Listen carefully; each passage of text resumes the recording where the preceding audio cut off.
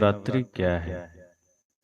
चूंकि आज प्रथम पूजा है नवरात्रि का, स्वाभाविक है, प्रासंगिक प्रश्न है और इस पर हम चर्चा करेंगे। आज भी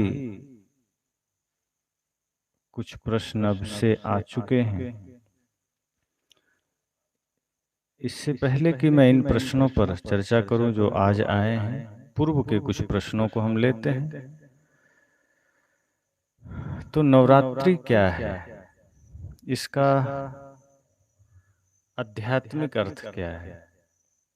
क्योंकि दुर्गा पूजा कहते हैं अच्छाई की जीत है बुराई पर।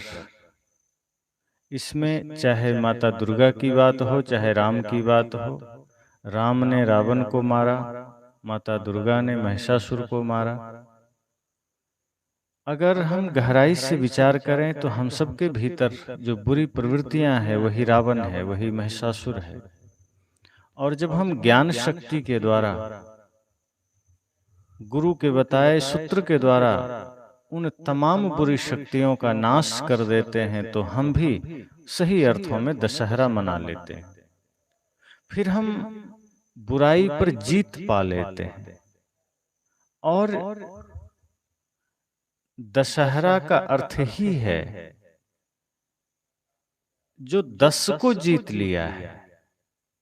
5 कर्मेंद्रियां, 5 ज्ञानेंद्रियां, जिसने अपने 10 इंद्रियों को जीत लिया उसने दशहरा सही अर्थ में मना लिया। उसकी दशहरा हो गई और प्रतिदिन हो गई। ऐसा नहीं कि वर्ष में एक बार होगा, प्रतिदिन, प्रतिपल, प्रतिक्षण दशहरा है। हम खुद को देखें कि हम न जाने कितने बार किन बुरी प्रवृत्तियों से हारते चले जाते हैं। किसी की अच्छाई को देखा तो कई बार घृणा हो गई, नफरत, द्वेष हो गया। किसी की सफलता से चिढ़ हो गई। तमाम प्रकार के बुराइयां हमारे जीवन में है। किसी से नफरत है, किसी से घृणा है, किसी से द्वेष है, कहीं अहंकार, कहीं क्रोध, कहीं काम, कहीं लोभ। ये जितनी भी बुराइयां हैं, ये जितने भी विकार हैं, इन्हें मारना, इन्हें मिटाना ही हमारे जीवन में दशहरा है। और यदि हम नवरात्रि की बात करें तो 5 ज्ञानेंद्रियां और चतुष्टय अंतःकरण, 4 अंतःकरण हैं। अगर हम इन पर विजय पा लेते हैं तो सही अर्थों में हमारी नवरात्रि हो गई। सभी त्योहारों का अपना एक आध्यात्मिक अर्थ है। लेकिन अब आप देखो कि आज नवरात्रि होती कैसी है। अब अधिकांश त्योहारों को हमने नाच नौटंकी का अड्डा बना दिया। चाहे गणेश पूजा हो, चाहे दुर्गा पूजा हो, चाहे सरस्वती पूजा हो, चाहे लक्ष्मी पूजा हो, शांति से, सौम्यता से, शालीनता से दूर दूर तक कोई लेना देना नहीं। हमने ज्यादातर इन त्योहारों का प्रयोग मनोरंजन के लिए कर दिया। जो कुछ भी भीतर विकार उमड़ पड़ रहे हैं या दबे हुए हैं और उसे सार्वजनिक रूप से निकाला नहीं जा सकता, तो इन त्योहारों का सहारा लेकर हम वो सारी फुहड़ता निकाल लेते हैं। उसी तरह से सारी तैयारी होती है। आज भी स्थापना दिन है तो जगह जगह जुलूस निकल रहे हैं, हुड़दंगबाजी हो रही है, नाच गाना, नए कपड़े, तमाम प्रकार के नए भोजन, कुछ लोग उपवास, कुछ लोग व्रत। एक मनोरंजन का साधन हमने त्योहारों को भी बना लिया। जो नवरात्रि एक आध्यात्मिक संदेश देता है, जो हमारे जीवन के गहरे रहस्यों को उद्घाटित करता है, हमने उस नवरात्रि को भी मनोरंजन का साधन बना लिया।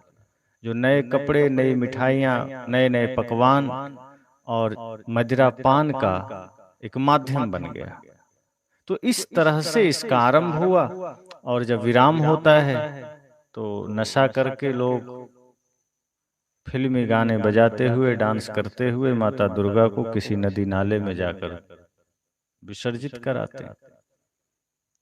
उसके बाद कोई लेना देना नहीं रहता, और लेना देना तो तब भी नहीं रहता, क्योंकि उस माता दुर्गा की प्रतिमा को विसर्जित करने जब जाते हैं तो आध्यात्मिक गीत नहीं बजते, भजन नहीं बजते, फिल्मी गाने लोग बजाते हैं।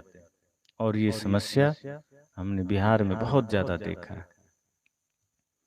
और सबसे बड़ी समस्या तो यह है कि दशमी के दिन सुबह अगर आप 5 बजे निकल जाएं तो जितने भी दुर्गा काली मंदिर हैं सभी जगह आपको शीश काट कर हाथ में लिए हुए पंडित मिल जाएंगे, जजमान मिल जाएंगे बकरा का आधा शरीर लिए हुए खून से लथपथ।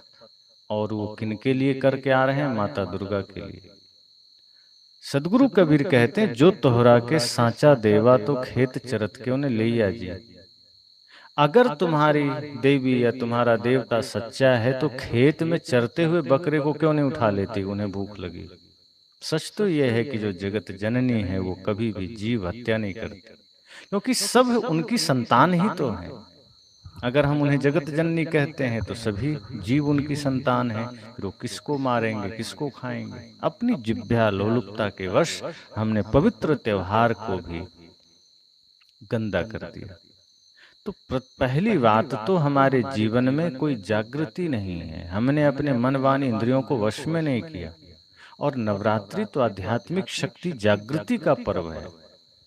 हम अब इसमें लोग करते क्या हैं? अपनी आध्यात्मिक शक्तियां नहीं जगाते, इसमें मंत्र सिद्ध करते हैं, जादू टोना सीखते हैं। आप सब भी जानते होंगे, बिहार में मैंने देखा है ज्यादातर जो तामझाम करने वाले लोग हैं, मंत्र शक्ति झाड़ फूक करने वाले ओझा बैगा, वे लोग इसी नवरात्रि में जाकर मंत्र साधना करते हैं शमशान घाट में, कि हम मंत्र शक्ति सिद्ध कर रहे हैं, सांप झाड़ने, सांप के जहर को उतारने का, भूत को उतारने का, कोई बीमार है उसे ठीक करने का, दूसरे के मन पढ़ने का, वशीकरण का, तमाम प्रकार के, बैताल का, चुड़ैल का, डायन का, तमाम मंत्र हैं, सिद्धि करते हैं।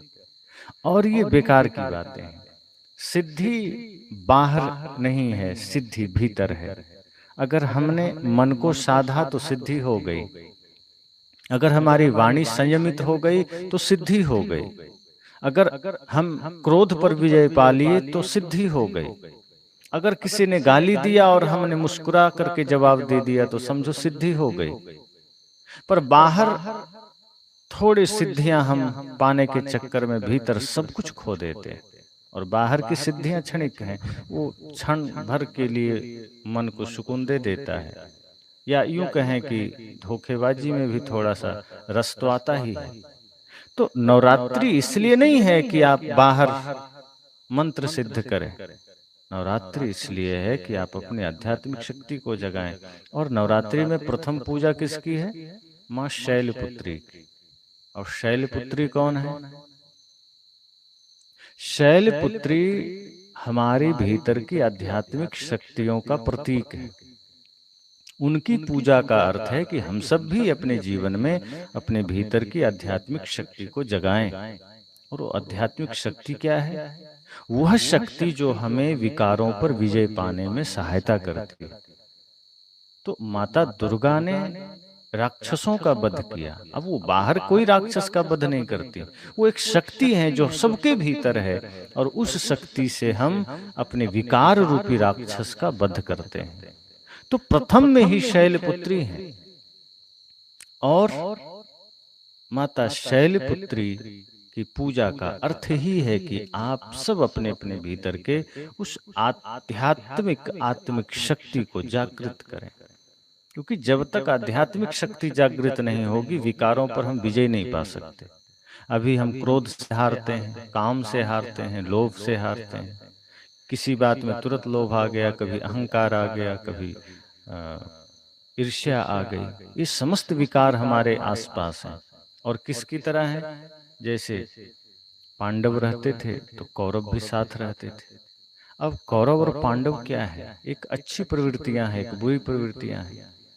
अब कौरव भी परिवार के लोग थे, लेकिन बुरी प्रवृत्तियां थी।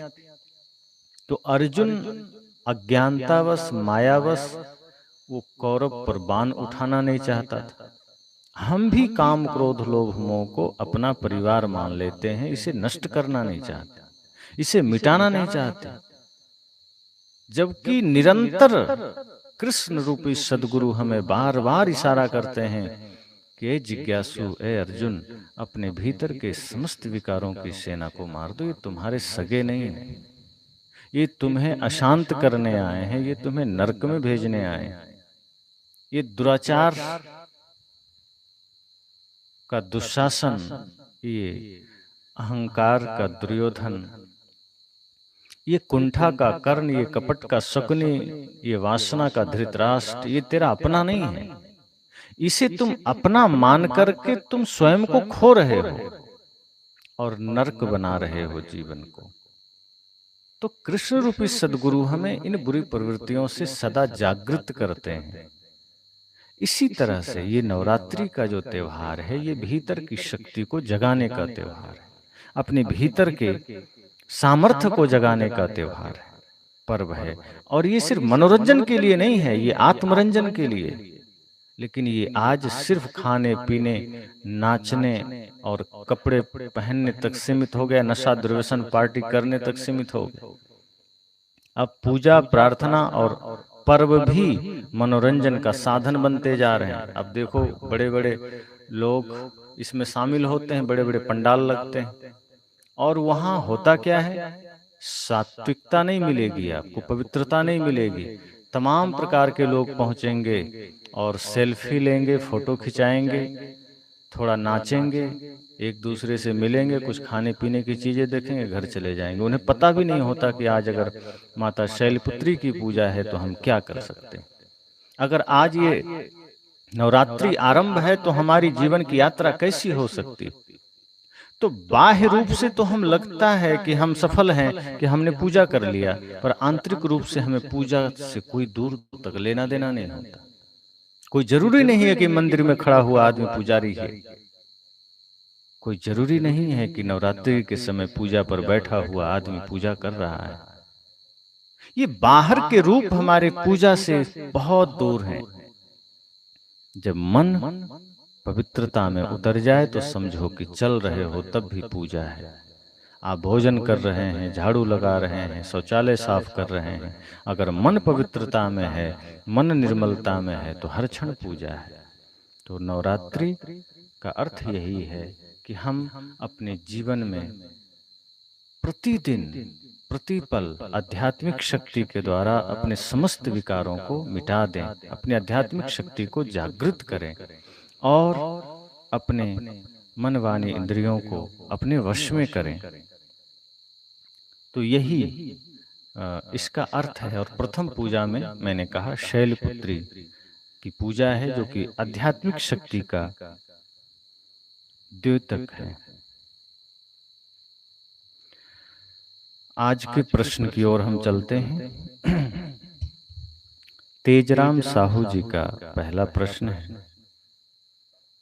उन्होंने पूछा है, साहेब बंदगी गुरुजी, साहेब आत्मा एक शरीर से निकलकर दूसरे शरीर में जाते हैं तो क्या मन भी साथ में जाते हैं?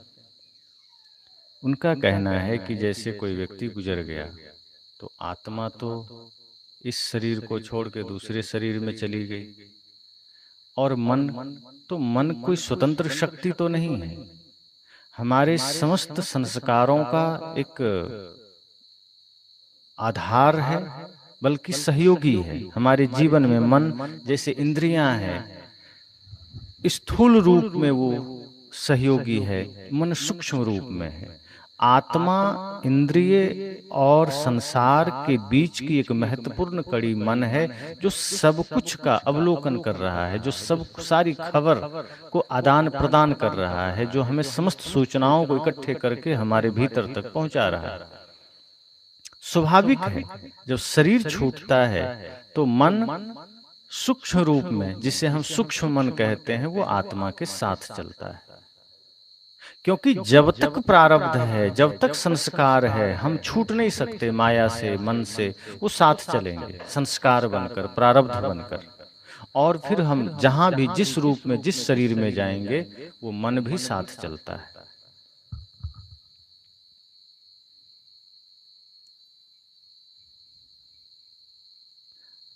विष्णुदेव कुमार जी कहते हैं, सहृदय सप्रेम साहेब, बंदगी साहेब, स्वर्ग और मोक्ष में क्या अंतर है साहेब, आप कृपा करके आशीर्वाद प्रदान करें।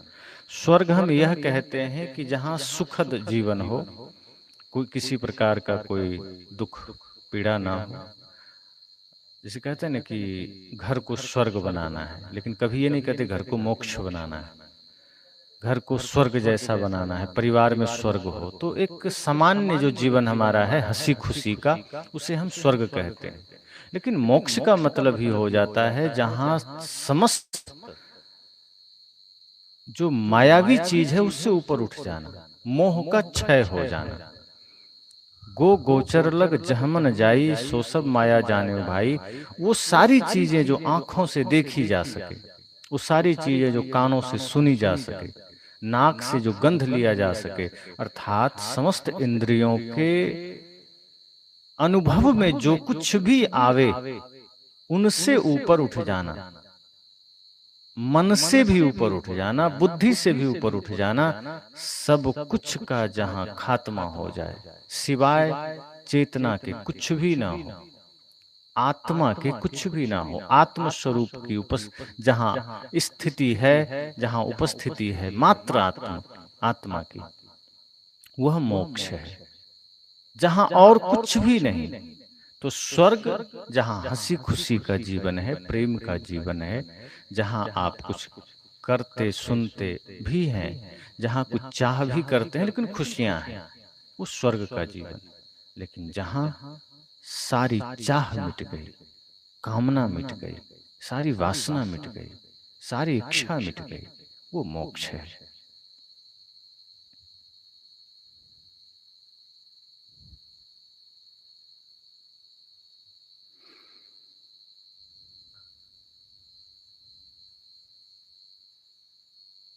अंशु प्रजापति जी का, अच्छा, विपिन कुमार जी का प्रश्न है, दुर्गा पूजा में बलि देना उचित है या नहीं गुरुजी बताएं, मैं बिहार से हूँ, मधेपुरा डिस्ट्रिक्ट से। दुर्गा पूजा हो चाहे मुसलमानों का पर्व हो, कभी भी बलि देना ये अपराध है, पाप है। मुसलमान भी बकरीद में बलि देते हैं और वे कहते हैं कि खुदा का आदेश है कि अपनी सबसे प्रिय चीज की बलि दे दो। कौन हुसैन की बात करते हैं, जो जिनको कहा गया, खुदा का फरमान आया कि अपनी प्यारी चीज की बलि दे दो। अब जरा सोचो कि क्या आदमी के लिए सबसे प्यारी चीज बकरी है? आदमी के लिए सबसे प्यारी चीज या तो उसका पुत्र होता है या खुद का अपना शरीर होता है। तो अगर खुदा ने कहा कि जो सबसे प्यारी चीज है उसकी बलि दे दो, तो ऐसी कथा आती है, वे लोग कहते हैं कि फिर उन्होंने अपने पुत्र को लिटा दिया बलि देने के लिए। लेकिन जब ऊपर आंख किया था, खुदा से प्रार्थना कर रहा था, इबादत कर रहा था, और जब नीचे सिर झुकाया तो बेटा गायब था, उसके जगह पर दुम्मा अर्थात भेड़ा था। तो उसे लगा कि खुदा नहीं चाहते कि हम बेटे को मारे, तो भेड़ा आ गया, भेड़। तो उसने भेड़ को काट दिया और तब से प्रथा चल पड़ी कि भेड़ बकरियों को काटना। तो पहली बात तो ऐसा भी हो सकता है कि उसके बेटे को हटा के कोई दूसरा भेड़ बांध दिया, बेटा कहाँ गायब हो जाए। दूसरी बात, अगर उस समय भेड़ आ गया तो खुदा तो फिर इंसान या भगवान या करुणावान नहीं है, फिर तो शैतान है कि किसी के बेटे को बचाने के लिए भेड़ा कटवा दिया। भेड़ा में भी तो परमात्मा है, वो कैसे कटवा दिया, क्या हक है उसका। दूसरी बात, अगर आज भी खुदा के नाम पर भेड़ काटे जा रहे हैं, कुर्बानी दी जा रही है, तो अगर कोई व्यक्ति, कोई मुसलमान इबादत करता है और अपने बेटे को सामने रख दे पहले, और खुदा की मेहरबानी से अगर उसका बेटा गायब हो जाए वहां से और फिर भेड़ा आ जाए, तब काटो। पर ऐसा तो होता नहीं है, डायरेक्ट भेड़ बकरियां काटते हो, गाय काटते हो, तो वो भी गलत है। और माता दुर्गा के नाम पर जो बलि दी जाती है, ये भी गलत है। जीव हत्या पाप है। सदगुरु कबीर ने कहा है ना, जीव मति मारो बापुरा, सबका एक प्राण। हत्या कभू न छूटे हैं जो कोटिन सुनो पुराण, कि जीव की हत्या मत करो। अगर जीव की हत्या करते हो और मंदिर जा रहे हो और करोड़ों पुराण सुन रहे हो, यज्ञ कर रहे हो, ध्यान देना हत्या का पाप कभी छूटेगा नहीं, नरक में जाओगे। तो सदगुरु कबीर कहते हैं कि किसी भी मत पंथ में, संप्रदाय में, मजहब में भगवान के नाम पर जीव हत्या महापाप है। और कोई देवी, कोई भगवान किसी जीव की हत्या नहीं चाहते। उनके नाम पर जिभ्या लंपट लोग, लोलुप लोग खुद से यह निर्णय लेते हैं।